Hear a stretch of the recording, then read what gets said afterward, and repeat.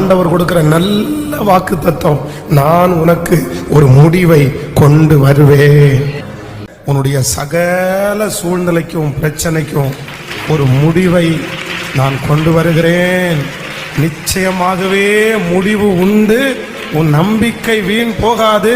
கர்த்தர் உங்களுக்காக கர்த்தர் யாவையும் செய்து முடிப்பார்.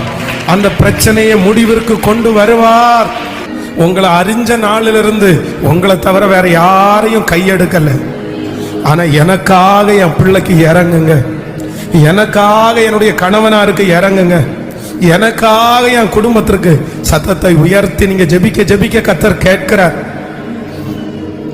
ஸ்தோத்திரம் ஸ்தோத்திரம் ஸ்தோத்திரம் ஸ்தோத்திரம்.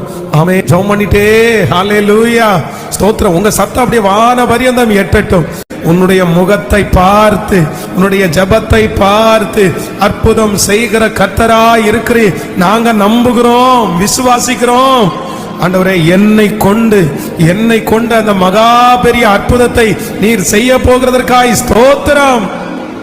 நன்றியப்பா, நன்றியப்பா. ஆண்டவர் யார நிப்பாட்ட போறாரு தெரியுமா? நான் நம்புறேன், ஒதுக்கப்பட்டவங்களை கர்த்தர் தேடி தேடி கண்டுபிடிக்க போறாரு. தேடி தேடி கண்டுபிடிக்க போறாரு. இந்த உலகத்துல யாரெல்லாம் அன்பிட் அப்படின்னு சொல்றோமோ அவங்க எல்லாரையும் அதற்கு ஏற்றவர்களாய் மாற்றுகிறவர் கர்த்தர். உங்களை கொண்டுதான் கர்த்தர் அவ்வளவு பெரிய மகிமையை கர்த்தர் கட்டளையிட போறார். அல்லேலூயா. விசுவாசிக்கிறீங்களா? கையை உயர்த்தி சொல்லுங்க, இந்த நம்புற ஆண்டவரே, இது எனக்கான வார்த்தை தான்.